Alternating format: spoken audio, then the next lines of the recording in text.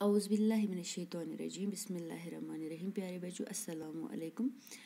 بچوں آج ہم سبق نمبر 4 پڑھنے جا رہے ہیں۔ عنوان ہے صبح کا ترانہ۔ یہ نظم اسماعیل میرٹھی کی لکھی ہوئی ہے۔ چلیے ہم اس کا مطالعہ کرتے ہیں اور پھر اس کا معنی بھی میں آپ کو بتاؤں گی۔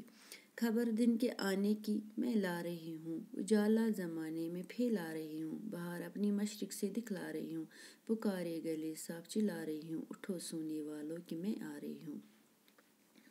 اسماعیل میرٹھی اپنی نظم صبح کا ترانہ میں صبح کی آمد کا ذکر کرتے ہوئے لکھتے ہیں کہ صبح ہوئی ہے اور وہ صبح پکار پکار کر کہہ رہی ہے کہ میں دن کے شروع ہونے کی خبر لے کر آئی ہوں اور دنیا میں روشنی پھیلا رہی ہوں، مشرق سے سورج کے نکلنے کی خوشخبری سنا رہی ہوں کہ سورج کے نکلتے ہی دن کا آغاز ہوگا۔ میں چلا چلا کر یہ کہہ رہی ہوں کہ اب نیند سے بیدار ہو جاؤ۔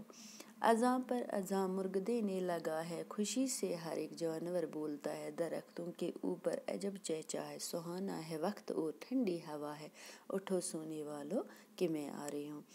شاعر صبح کی زبان سے کہلوا رہے ہیں کہ مرغے اذانیں دے رہے ہیں اور میرے آنے کی خوشی میں پرندے چہچہا رہے ہیں۔ یہ صبح کا وقت بہت سہانا منظر پیش کرتا ہے، ٹھنڈی ٹھنڈی ہوا چل رہی ہے اور صبح یہ پکار پکار کر کہہ رہی ہے کہ اے سونے والو اب نیند سے بیدار ہو جاؤ۔ بچوں آج کے لیے اتنا ہی۔ اب ہم اس نظم کا دوسرا پارٹ اگلے سبق میں پڑھیں گے۔ باقی وسلام، خدا حافظ۔